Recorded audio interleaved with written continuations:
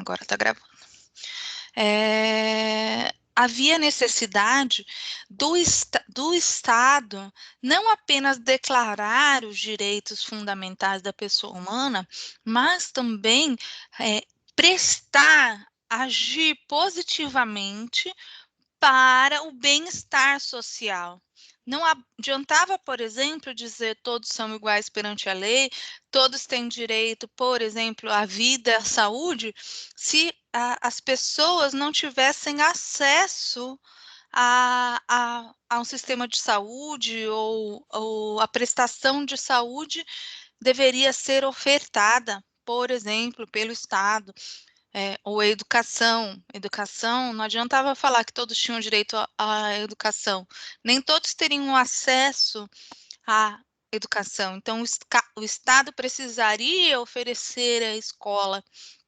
E aí, então, surge daí essa ideia de federalismo de cooperação. Os entes federados devem cooperar entre si, justamente para cumprir os objetivos que nós já vimos do artigo 3º da Constituição, são os objetivos fundamentais da nossa República, e dentre os quais, vamos abrir lá o artigo 3º da Constituição para a gente relembrar dele.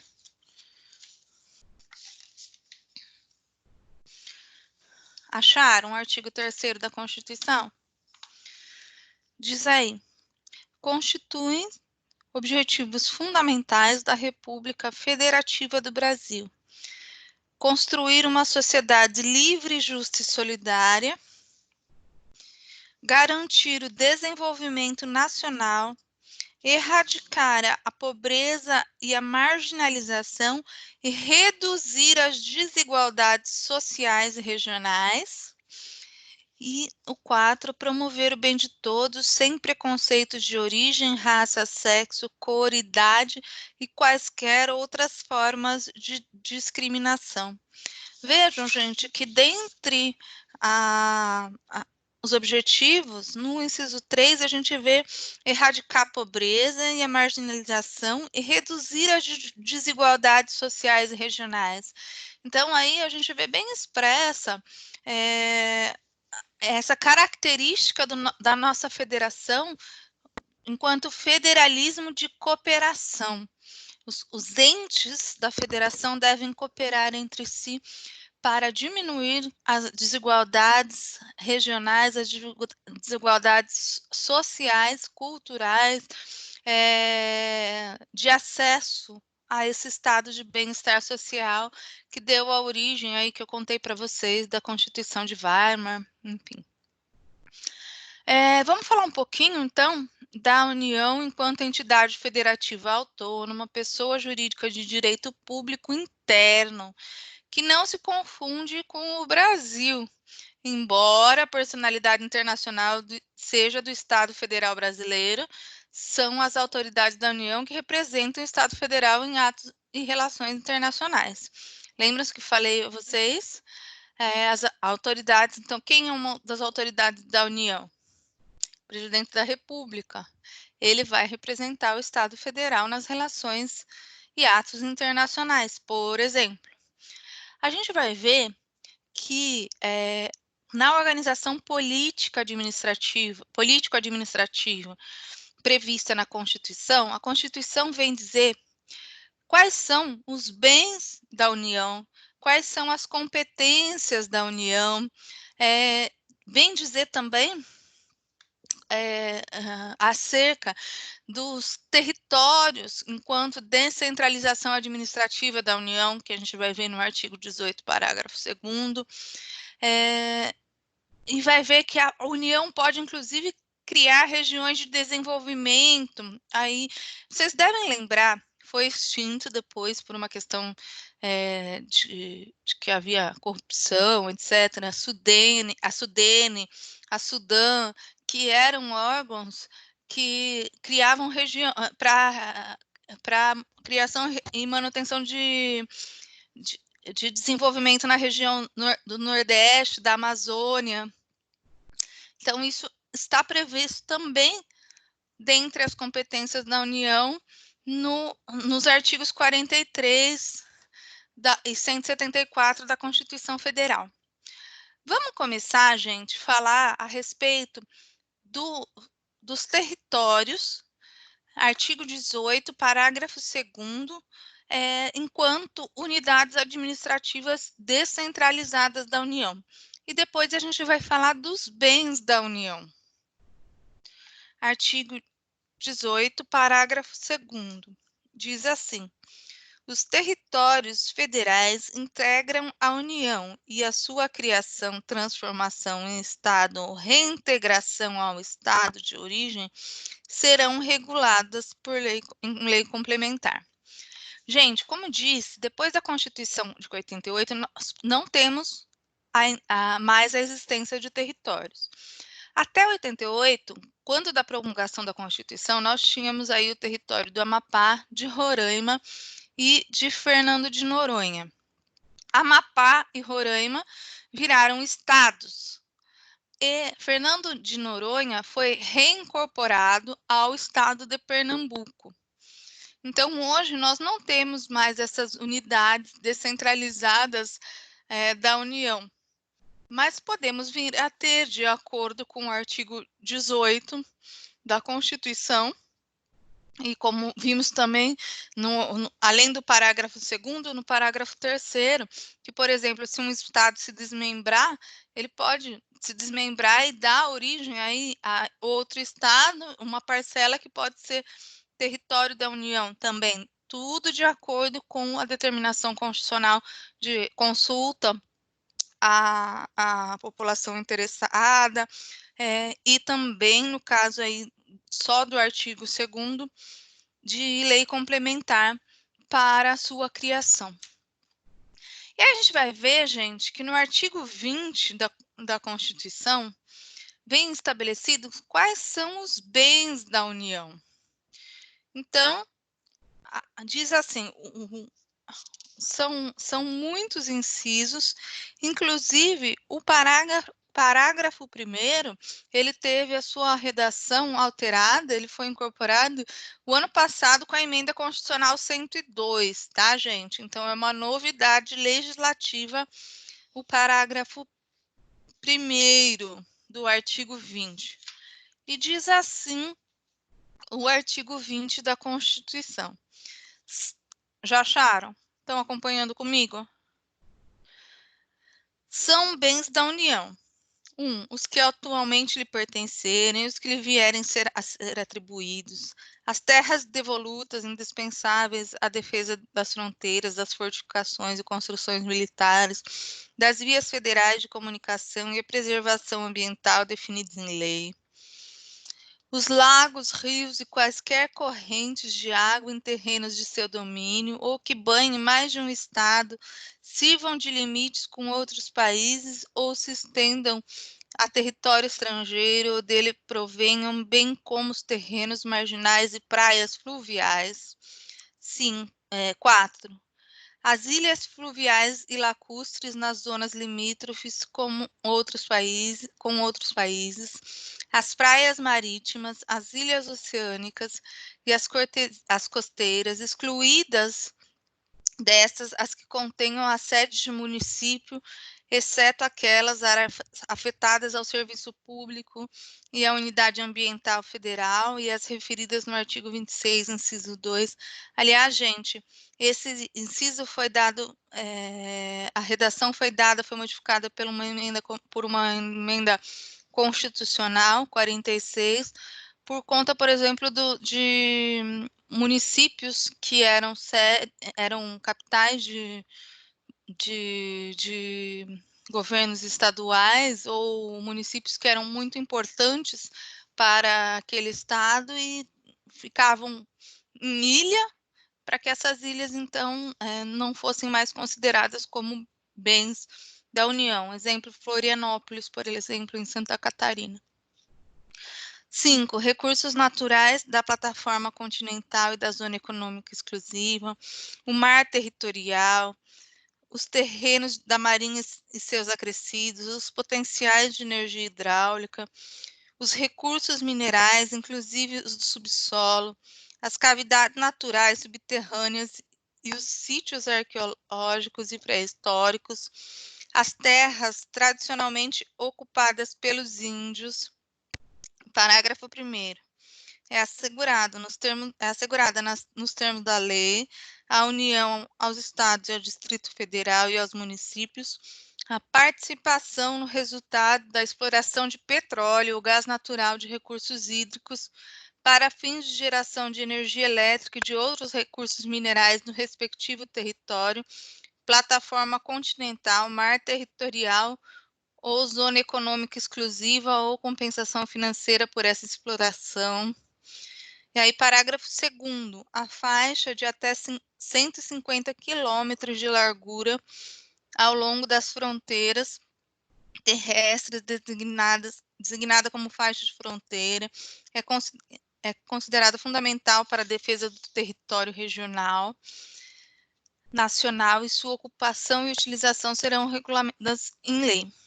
Gente, até aqui, o artigo 20, a gente viu quais são os bens de propriedade, os bens que são da União Federal, tá? Agora, a gente vai ver que dentre as competências da União, existem competências. Então, quais são os assuntos que são de competência da União? Aí, no artigo 21, vem dizer das competências da União. E aí, 22, 23, 24 também vem dizer das competências da União, inclusive das competências legislativas, ou seja, das competências para elaboração de leis. Quais leis competem, por exemplo, à União elaborar? Tá?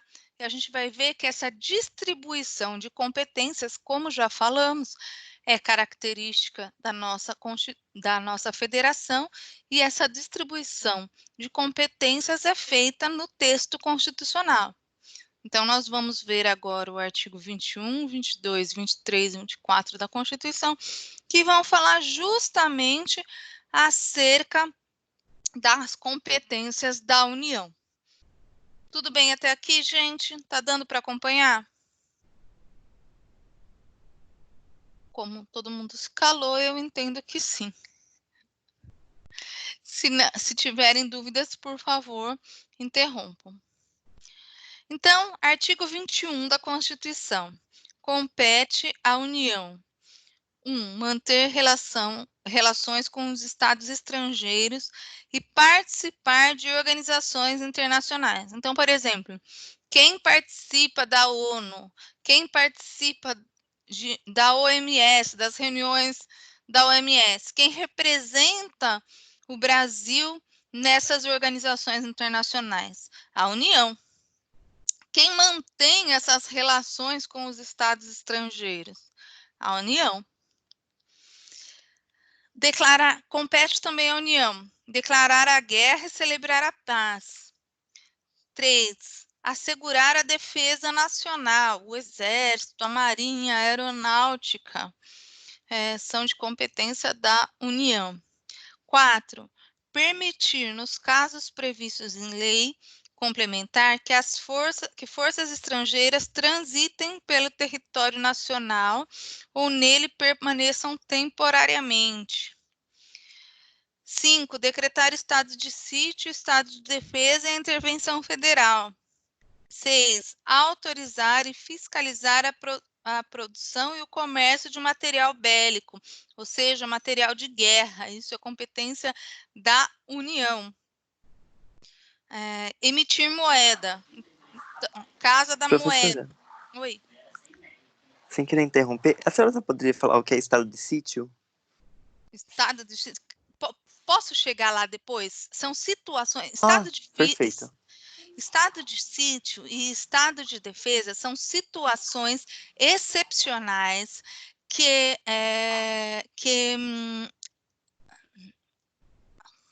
fugiu o termo, que são consideradas. Fugiu o termo, a palavra estava aqui, sumiu. Estado de sítio, estado de defesa são situações excepcionais que restringem, olha a palavra, restringem algumas situações, alguns direitos, por exemplo, em razão dessa situação de estado de...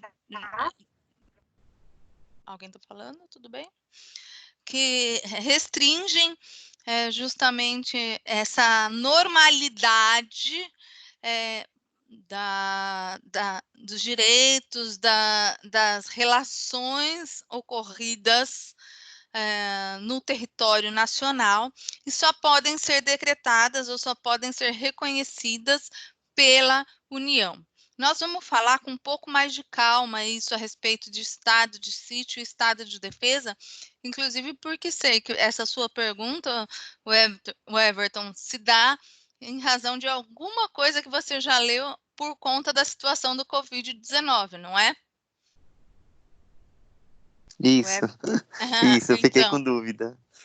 então, eu sei. Tem alguns doutrinadores que entendem que pode haver aí um reconhecimento de um estado de sítio. Mas nós vamos, para não interromper a nossa linha de matéria, nós vamos continuar e depois falamos disso. Pode ser? Pode, é claro. Obrigado. E só para você entender, essa situação que estamos vivendo é totalmente anormal. Não só no Brasil, mas como no mundo todo, né? É uma situação que não reflete a normalidade, é uma situação excepcional. Mas caminhemos, que nós vamos chegar lá, tá? Estávamos no emitir moeda. Então, emitir moeda também é competência da União. Inciso 8. Administrar as reservas cambiais do país e fiscalizar as operações de natureza financeira, especialmente as de crédito, câmbio e capitalização, bem como as de seguro e de previdência privada.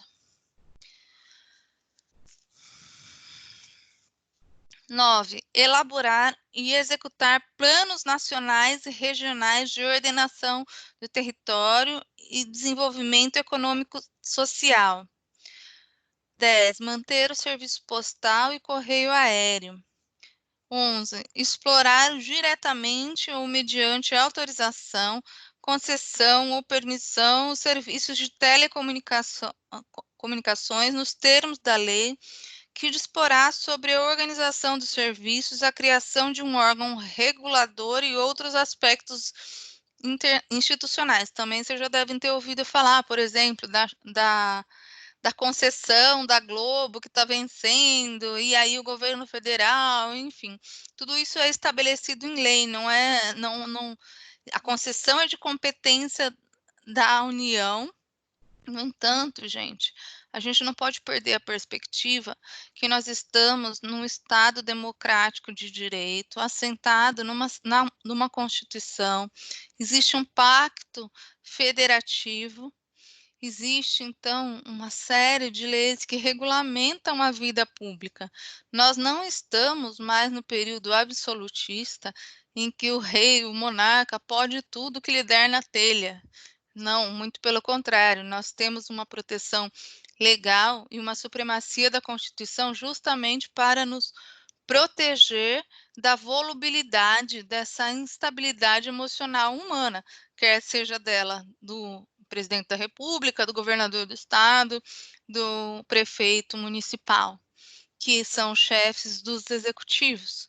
Então, eles têm que agir. Eles têm poderes discricionários, mas eles também estão adstritos à sua autorização legal, tá? O poder público, qualquer dos governantes, tem que seguir o princípio da estrita legalidade. Significa dizer que eles só podem agir quando eles estiverem expressamente autorizados por lei. Mas nós vamos chegar lá, isso é matéria bem mais para frente.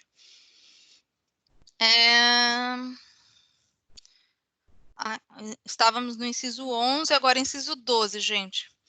Explorar diretamente ou mediante autorização, concessão ou permissão O serviço de radiodifusão sonora de sons e imagem, olha aí. Aí, a linha A, serviço de radiodifusão sonora de sons e imagens. B, serviços de instalações de energia elétrica e aproveitamento energético dos cursos de água em articulação com estados onde se situam os potenciais hidroenergéticos, a navegação aérea, aeroespacial, infraestrutura e aeroportuária, os serviços de transporte ferroviário, aquaviário e entre os portos brasileiros e fronteiras nacionais, o que transponham os limites do Estado e território, os serviços de transportes rodoviários, interestadual e internacional de passageiros. Aí, inciso 13, gente. Organizar e manter o Poder Judiciário e o Ministério Público do Distrito Federal e dos territórios e a Defensoria Pública nos territórios, embora, como nós já vimos, nós não tenhamos, nesse momento, a presença, a existência de territórios no Brasil hoje. E aí, o inciso 14 também foi redação dada pela Emenda Constitucional 104, de 4 de dezembro de 2019, então, recentíssima a alteração da Constituição em relação aí a esse texto do inciso 14, que diz organizar e manter a Polícia Civil, a Polícia Penal e a Polícia Militar e o Corpo de Bombeiros Militar do Distrito Federal, bem como prestar assistência financeira ao Distrito Federal para execução dos serviços públicos por meio do fundo próprio. Aliás, gente, nós vamos ver daqui a pouquinho que o Distrito Federal, ele é município? Não, não é município. Ele é estado? Não, não é estado. Ele é o Distrito Federal. Ele é um ente da federação, mas um ente autônomo que tem algumas características de município, algumas características do estado, mas não é nenhum nem outro. Ele é o Distrito Federal. É uma figura sui generis. Só existe ele enquanto ente da federação, tá? E aí vocês vão ver, por exemplo, no caso do Poder Legislativo Municipal, a gente sabe que ele é exercido pela Câmara dos Vereadores. No caso do Poder Legislativo Estadual, exercido pela Assembleia Legislativa. No caso do Distrito Federal tem Câmara Legislativa. Tem deputados distritais, não são deputados estaduais nem vereadores, são deputados distritais. Existe um governador do Distrito Federal. E assim por diante. São características peculiares, sui generis, deste ente da federação, que é chamado Distrito Federal, que não é município e não é estado, é o Distrito Federal, tá? Mas isso mais para frente também. Vamos continuar aqui, inciso 15, organizar e manter os serviços oficiais de estatística, geografia, geologia, cartografia de âmbito nacional, por exemplo, IBGE. 16, exercer a classificação para efeitos indicativos de diversões públicas de programas de rádio e televisão. 17, conceder anistia. 18, planejar, promover a defesa permanente contra as calamidades públicas, especialmente as secas e inundações. 19, instituir Sistema Nacional de Gerenciamento de Recursos Hídricos e definir critérios de outorga ou de direito de uso. 20, instituir diretrizes para o desenvolvimento urbano, inclusive habitação, saneamento básico e transportes públicos.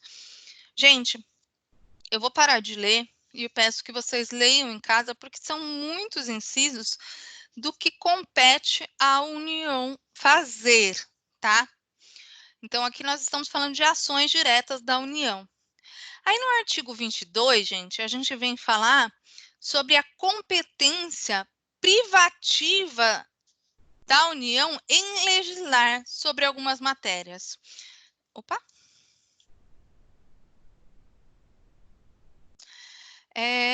Vejam aí, gente, no artigo 22, eu já comentei com vocês a respeito disso, que, por exemplo, só pode legislar sobre direito civil, direito processual penal, direito processual, direito do trabalho, a União. Por quê? Porque a Constituição estabelece assim, ela organiza a vida política administrativa do Estado brasileiro.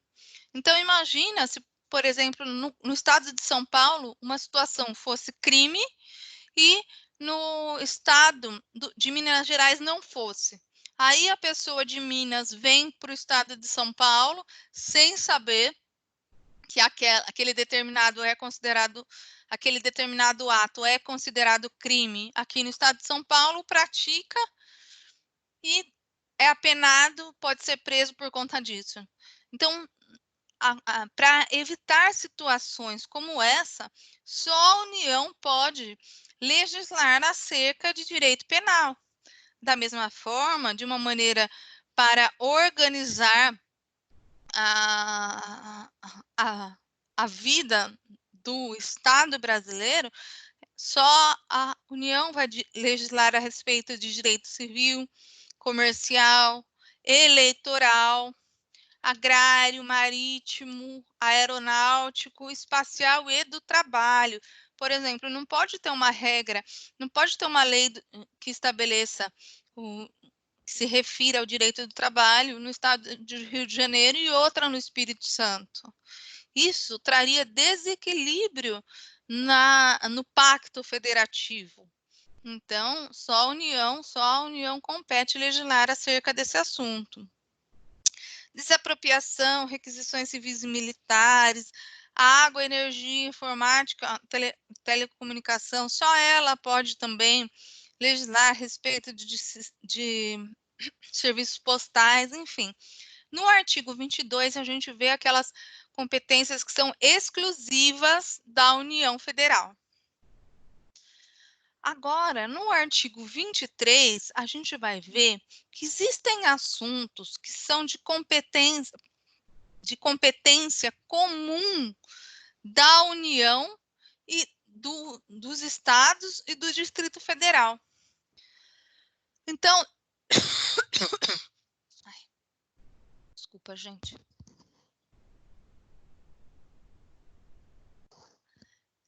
Esses assuntos são de competência comum, concorrente.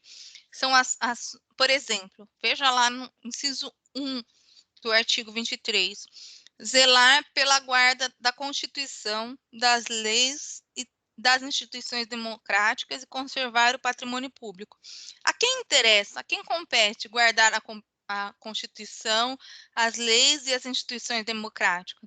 É lógico que isso interessa e é comum e é de competência aos 4 entes federativos: a União, Estados, municípios e Distrito Federal. Todos eles têm que zelar pela guarda da Constituição. Todos eles têm que zelar pelas leis e pelas instituições democráticas. E todos eles têm que conservar um patrimônio público. Aí todos eles também têm que cuidar da saúde, da assistência pública, proteção e garantia das pessoas portadoras de deficiência. E assim por diante, gente. No artigo 23, então, a gente está vendo as competências que são comuns entre os entes federativos.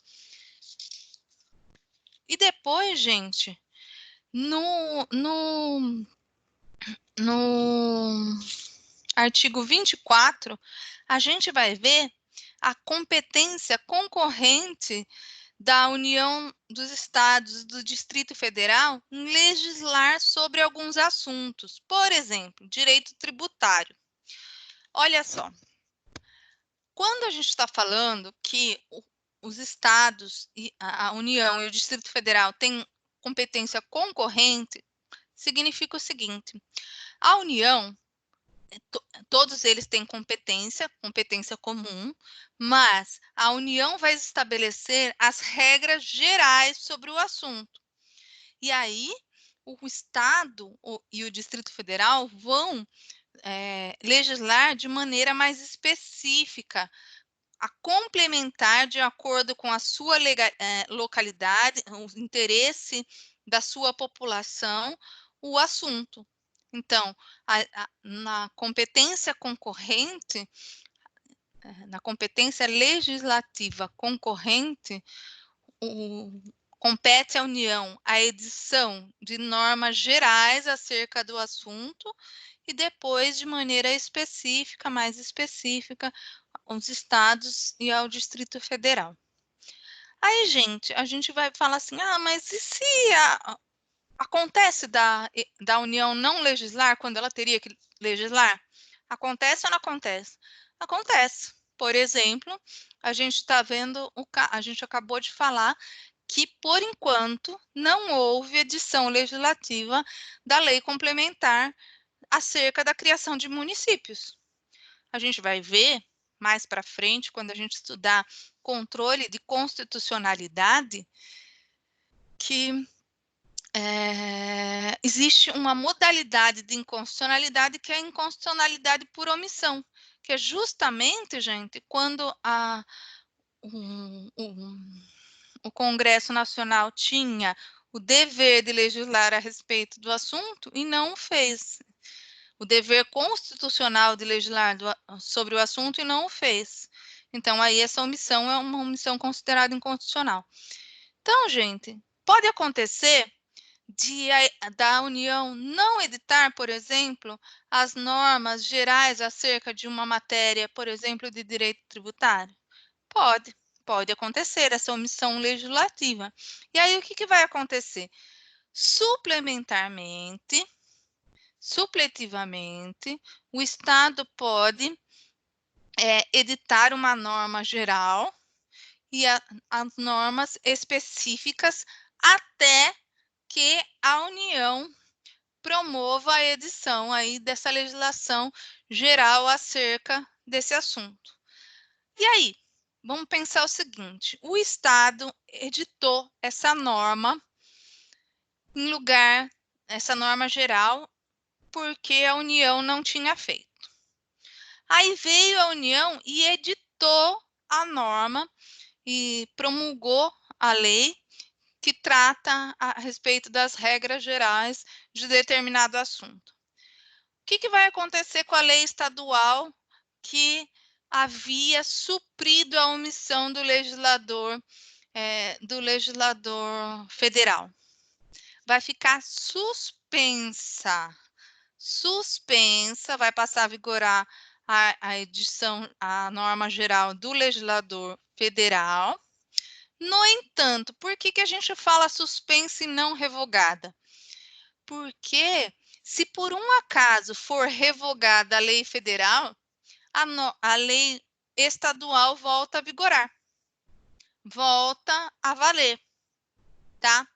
E aí o Estado, de toda forma, então, se ele tem, imagina, vocês estão acompanhando o raciocínio? A União tem de legislar a respeito das normas gerais.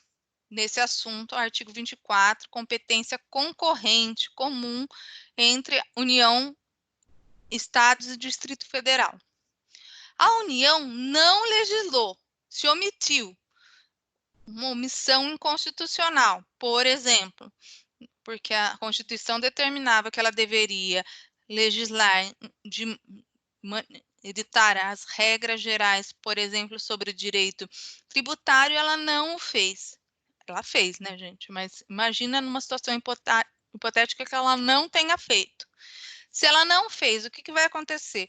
O Estado pode produzir essa legislação geral de maneira suplementar, supletiva, enquanto o legislador federal não editar essa norma.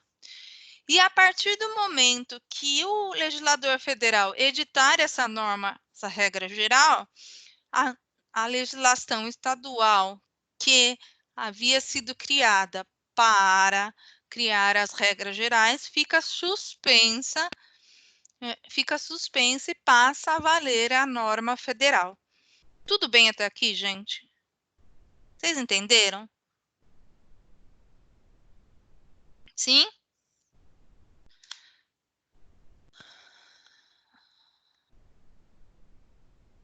E aí, gente, a gente vai falar um pouquinho sobre os Estados-membros.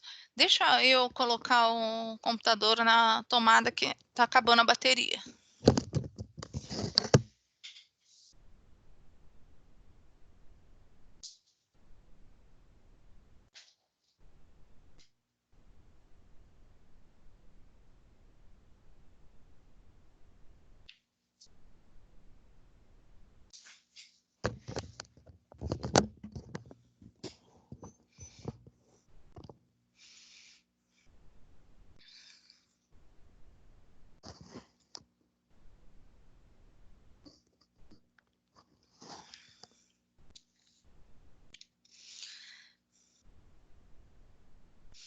E aí, gente, a gente vai ver agora a figura específica dos Estados-membros. Os Estados-membros, eles se organizam, eles têm a capacidade de auto-organização refletida onde, gente? Na sua Constituição estadual.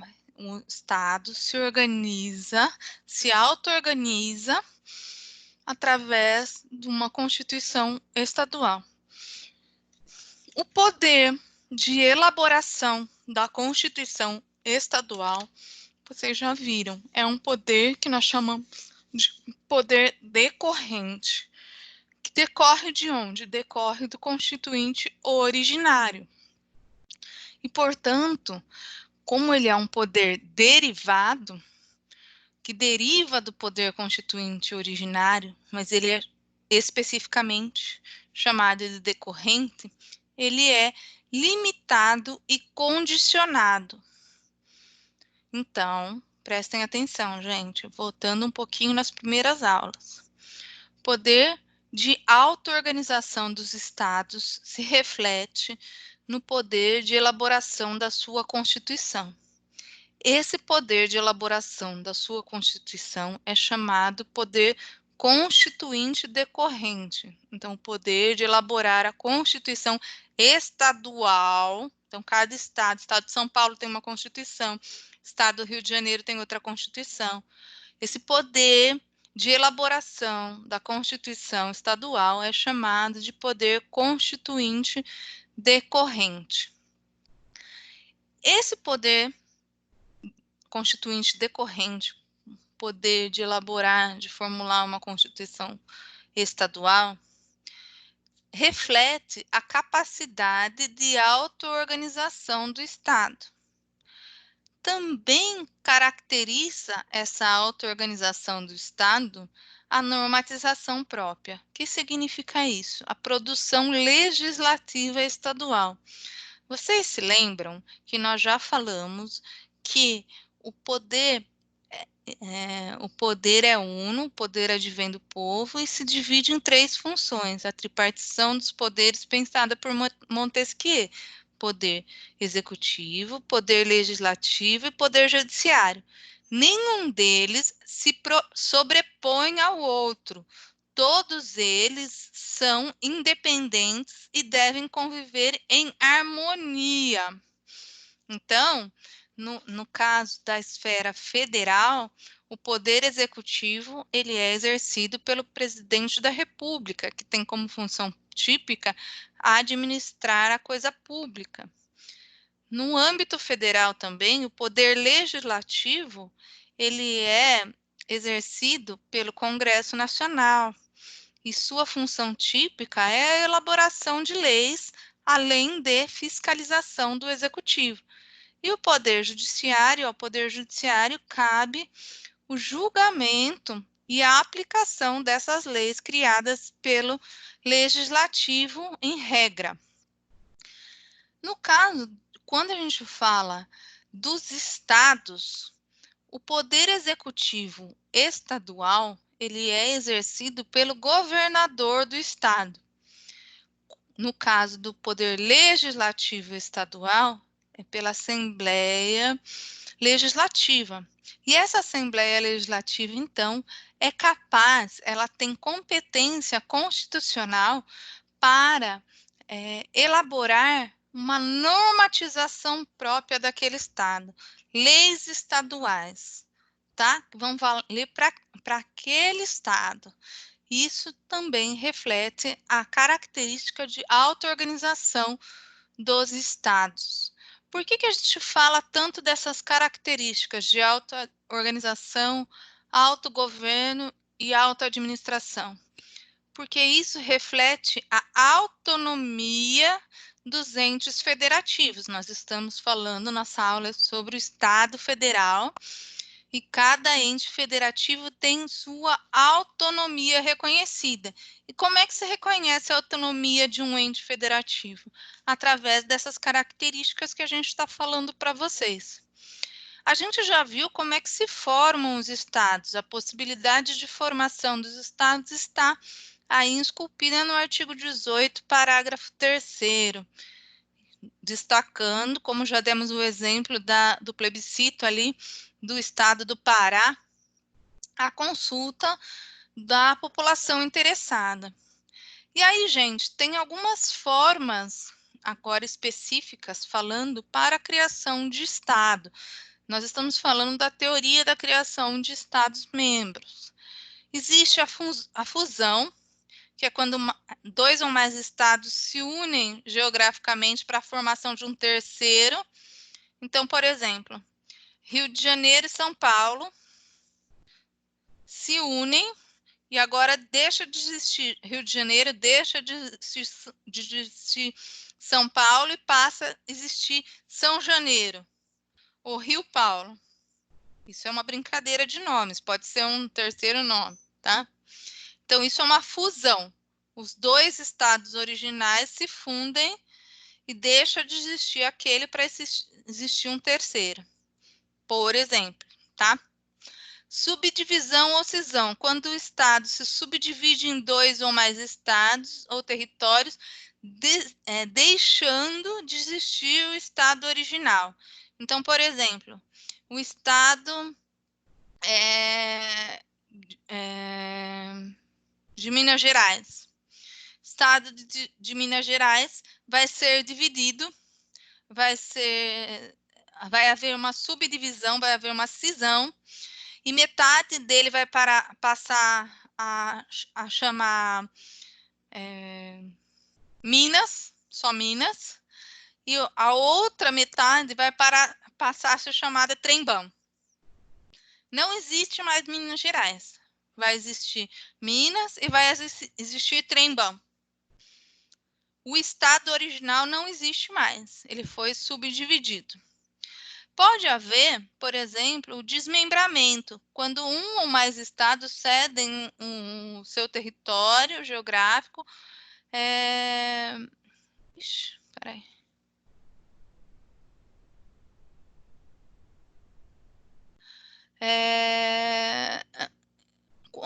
Quando um estado cede, né, uma parte do seu território geográfico, mas ele ainda vai existir. Então, por exemplo, passa a existir uma porção menor do seu território. Isso aconteceu no caso de Goiás em relação ao Tocantins. Goiás cedeu uma parte do seu território para a criação do estado de Tocantins.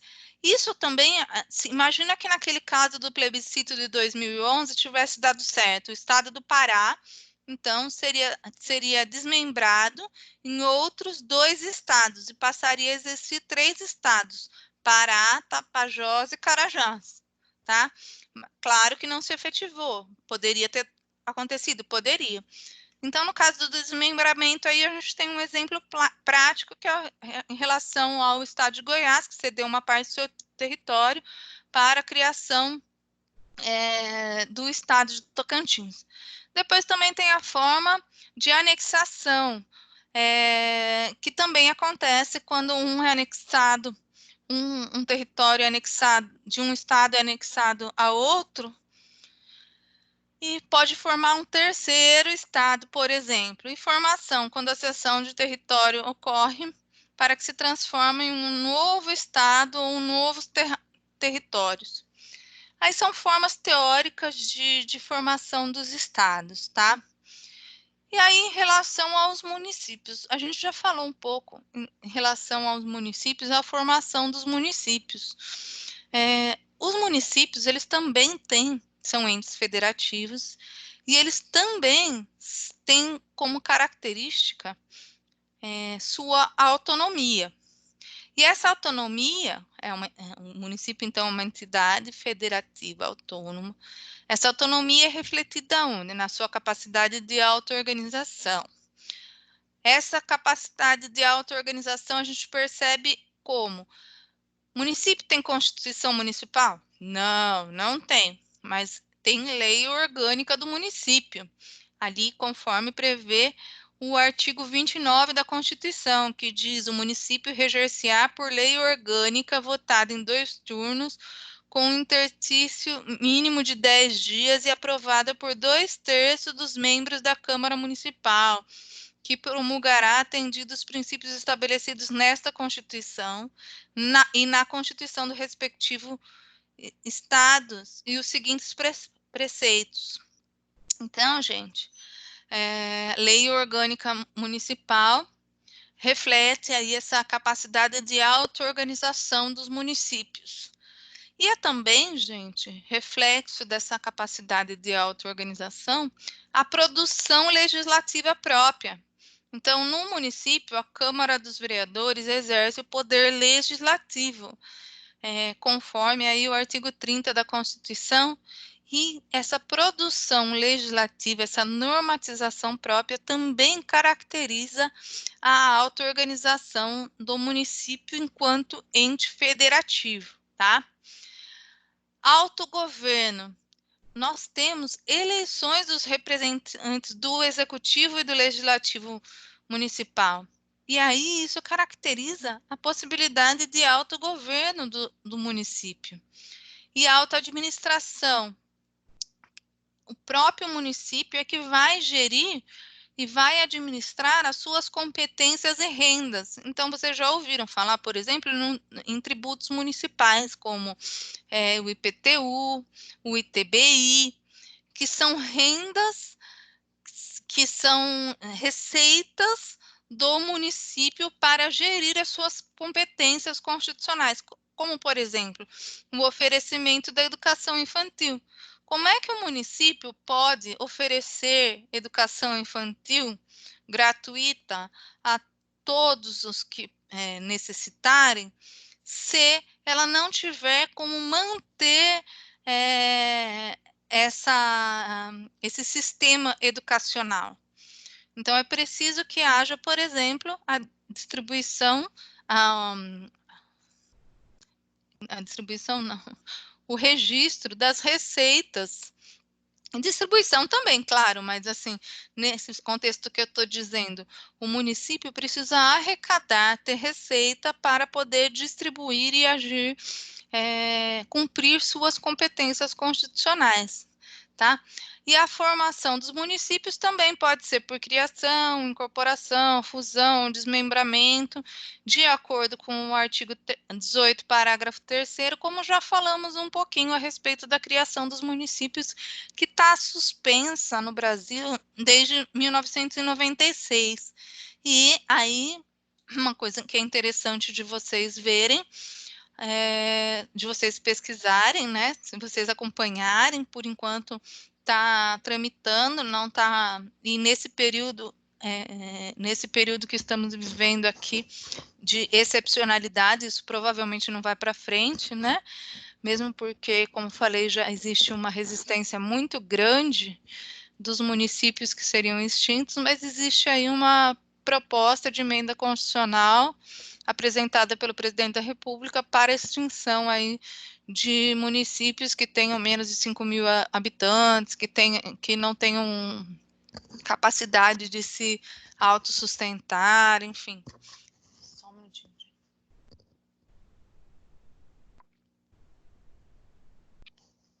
E por fim, gente, a gente vai falar em relação ao Distrito Federal.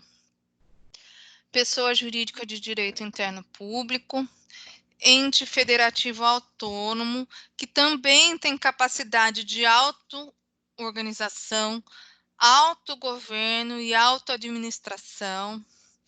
Ele serve, o Distrito Federal serve para abrigar o quê? A sede do governo federal. É lógico que nós temos também o governador do Distrito Federal, mas no Distrito Federal está abrigada a sede do governo federal.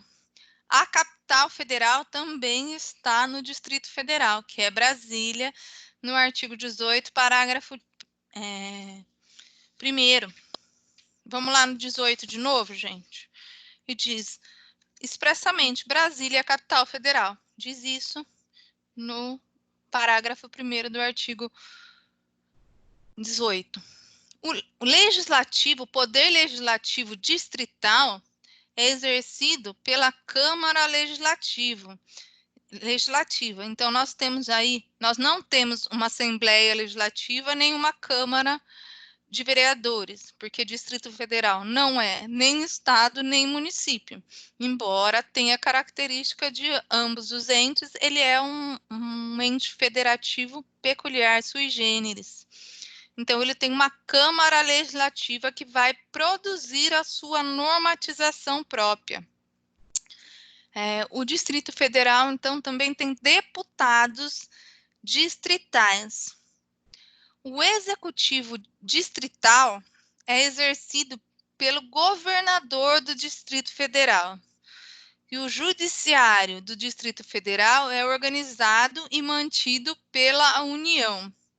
É possível ao Distrito Federal a instituição de tributos. Como vimos, gente, existe uma distribuição de competências e de rendas aos entes federativos da União, da República Federativa do Brasil. Cada ente tem que ter, tem determinada a sua competência pela Constituição e também tem que ter a possibilidade de arrecadação de renda para suprir, para poder efetivar e concretizar as competências que lhes são cabíveis, tá bom? Então, Brasília, além de ser a capital federal, também é a sede do governo do Distrito Federal. Onde é que a gente vê isso? Na lei orgânica do Distrito Federal. Então, o Distrito Federal tem Constituição? Não, tem lei orgânica do Distrito Federal. Tá bom, gente? E aí a gente tira algumas conclusões a respeito da organização político-administrativa da República Federativa do Brasil. Então, primeira delas, a federação é a forma de Estado cujo objetivo é manter reunidas as autonomias regionais. Que autonomias regionais, gente? O que são essas autonomias regionais? São justamente onde é que se refletem as autonomias regionais? Na capacidade de auto-organização, de autogoverno e de auto-administração dos entes federativos. A federação assenta-se ou é estabelecida numa Constituição. E não só numa Constituição rígida, justamente para a proteção das instituições. Daí porque a gente não confunde a federação com uma outra forma de união de estados, que é a confederação.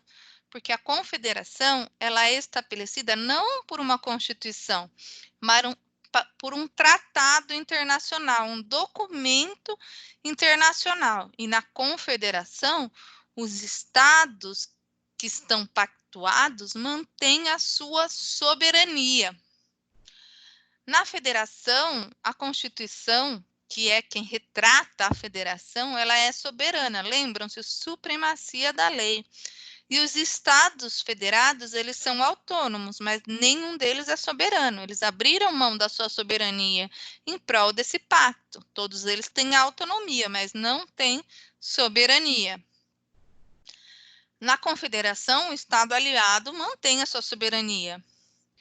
No pacto da federação, o pacto da federação, ele é indissolúvel, não dá para dissolver, não dá para um estado ou para um ente federativo sair desse pacto. O vínculo é indissolúvel, enquanto na confederação o pacto é dissolúvel. É possível, como todos os estados na confederação mantêm a soberania, é possível que algum deles queira se retirar daquele pacto. E como não está assentado numa Constituição, mas num tratado de direito internacional, é possível essa separação. E aí, gente, o Estado federal e o Estado unitário não se confundem. Por quê, gente? O primeiro se caracteriza por três coisas, três notas singulares. O Estado federal tem descentralização política, a participação da vontade regional na vontade nacional. Então, por exemplo, existe uma participação, no caso brasileiro, do município, dos estados, do Distrito Federal na vontade nacional? Existe. E a existência da Constituição estaduais também é reflexo do Estado Federal. Então, no Estado Federal, além de termos uma Constituição Federal que abarca, que estabelece o Estado Federal, o poder constituinte originário dá aos estados a possibilidade, o poder constituinte decorrente de elaborar suas constituições. O grau autonômico estadual pode variar, entretanto, suas notas tipificadoras subsiste como adequado ao rótulo federal. Vamos traduzir isso aqui. Quando a gente vê, por exemplo, o Estado brasileiro, os Estados-membros brasileiros, eles têm, não sei se vocês já perceberam isso, mas uma autonomia diferente do que tem, por exemplo, os estados norte-americanos. A Federação Norte-Americana, ela, embora tenha servido de base para a Federação Brasileira, o Pacto Federativo Brasileiro, o Pacto Federativo Brasileiro tem suas características. Então, nos estados americanos, por exemplo, vocês podem perceber que um estado tem uma lei que permite o aborto e outro estado que não permite o aborto. Aqui no Brasil, de acordo com o modelo federativo estabelecido na Constituição, de acordo com a distribuição de competências feita na nossa Constituição, não é possível que um Estado permita o aborto e o outro Estado não permita o aborto. A legislação, nesse caso, vai ser una. Por quê? Vocês acabaram de ler, por exemplo, no caso de direito penal, que é competência exclusiva da União de legislar acerca desse assunto. Então, parece-nos que, nesse caso, por exemplo, a autonomia do Estado-membro brasileiro é diferente, varia em relação, por exemplo, ao Estado norte-americano. Embora a regra geral, as características gerais estejam presentes tanto no Estado-membro brasileiro quanto no Estado-membro americano. E, por fim, gente, a gente viu que o município, enquanto ente da federação, é uma singularidade do sistema brasileiro. Em outros países federados, nós não encontramos o município como ente da federação. O município, a cidade, no máximo, é uma descentralização administrativa do poder do Estado, por exemplo. Mas aqui não. Aqui o Constituinte achou por bem colocar o município como um ente federativo, autônomo, participante desse pacto federativo.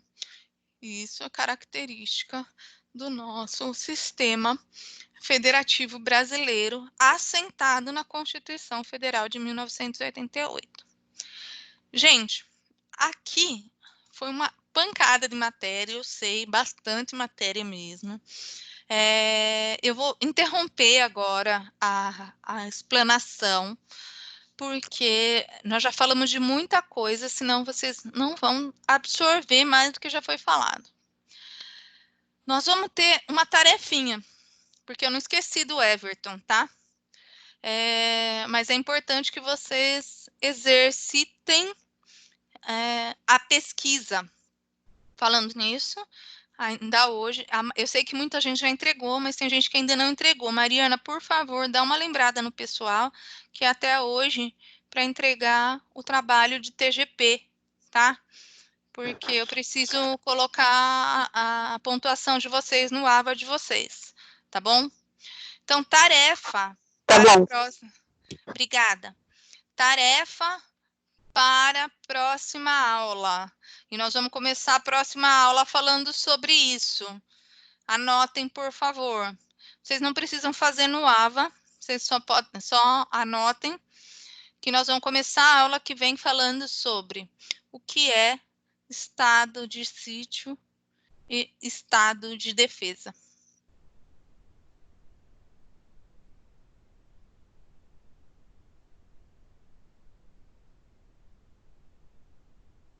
O Everton tá aí? Saiu? Sim. Sim. Então tá bom. Então tá bom. Então tá. Tarefa para a próxima aula. Vocês vão pesquisar e nós vamos começar a aula falando sobre o estado de defesa e o estado de sítio. Como a nossa situação em relação ao coronavírus, não só no Brasil, mas no mundo todo, ela é excepcional. Então, tem gente falando da possibilidade da decretação de estado de sítio. Eu quero que vocês, inclusive, além de vejam, de pesquisem o que é estado de sítio e estado de defesa, opinem.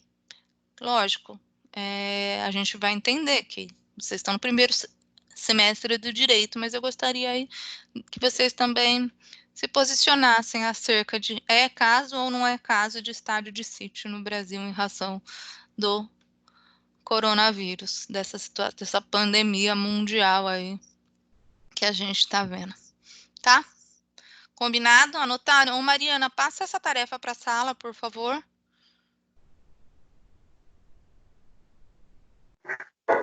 Ok, professora. Então, tá bom, gente. Tirando isso, mais alguma dúvida? Agora eu vou deixar esses 9 minutos restantes para a gente esclarecer aí esse monte de matéria que a gente viu hoje, caso tenha ficado alguma dúvida. Ô, professora, Oi. eu queria fazer uma pergunta, mas é da outra matéria que você dá, sobre as questões, que foi para a gente entregar, sabe? Sim, pode falar. Eu queria saber se depois você vai discutir essas questões junto com a gente, sabe?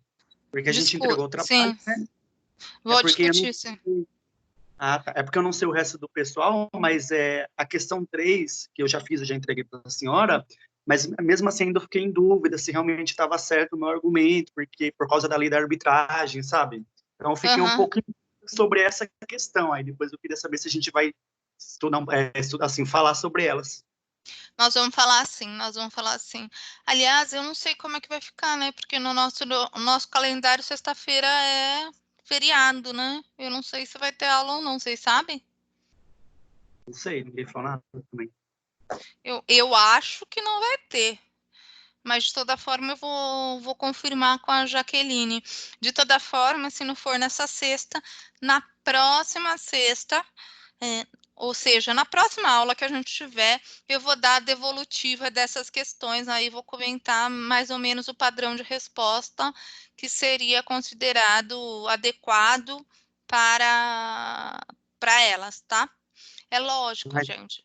No direito, a gente tem que ter, assim, a noção clara de que existem várias posições a respeito de um determinado assunto. Vocês podem, por exemplo, pensar de maneira diferente da professora, não tem problema nenhum, desde que sejam argumentos técnicos fundamentados, tá? Então, não é só a minha opinião, não. Não é uma questão de opinião, é uma questão de construção de saber científico. Se vocês se embasarem, por exemplo, em outros doutrinadores que pensem de maneira diferente da professora, não há problema. tá? Vocês podem, devem construir o pensamento de vocês de forma técnica, mesmo que isso signifique pensar diferente da professora. No entanto, precisa fundamentar. Como a gente está logo nesse comecinho, né, de semestre, então, vocês estão começando nessa caminhada, a gente aponta aí o caminho que a gente entende, que eu entendo, no caso, como correto, para as questões. É lógico que vocês vão ver que, por exemplo, eu acabei de contar para vocês o apelido do ministro Marco Aurélio de Mello, que é voto vencido, ou seja, normalmente ele sempre pensa diferente dos demais ministros, mas pensa diferente de maneira fundamentada. A construção do pensamento dele tem lógica e é bastante inteligente, e ele tem um conhecimento técnico para fazer isso. Ele fundamenta na doutrina também os seus posicionamentos. Enfim, é isso. Mais alguma dúvida, gente?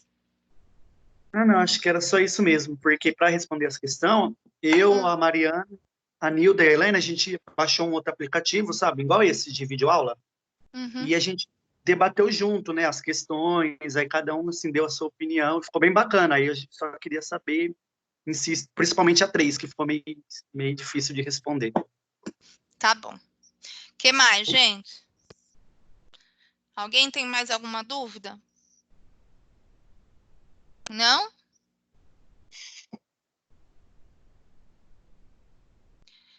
Então, pessoal, se não nos vermos na sexta-feira, porque é feriado, eu desejo a vocês uma excelente Páscoa, que Deus abençoe, que vocês estejam com muita saúde e valorizando aquilo que é importante. Se não tivermos aula na sexta, nos vemos na próxima quarta, começando com a nossa questão de estado de defesa e estado de sítio. Fala, Nilda, você quer fazer alguma pergunta? Eu quero. Dia 8 é até meia-noite, né? Para entregar o trabalho, né? Até a meia-noite. Até a meia-noite pode entregar. Tá bom, obrigada. Tchau, professora. Tchau. Professora Juliana. Oi. Minha dúvida é assim, como eu enviei para a senhora também já a resposta, né? Para me saber se realmente a senhora recebeu, de repente não, de repente eu recebi. Não foi. Então tá bom. Eu recebi o seu questionário, na verdade, você me mandou 2 e-mails, né?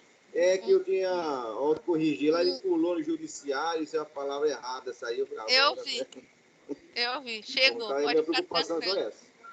Pode ficar tranquilo. Chegou. Mais alguém, gente? Não?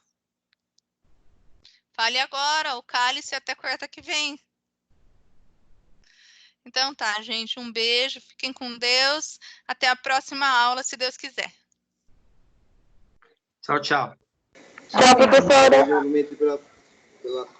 Fica com Deus também. Tchau, até a próxima aula. Também, tchau. Tchau, beijo. Beijo.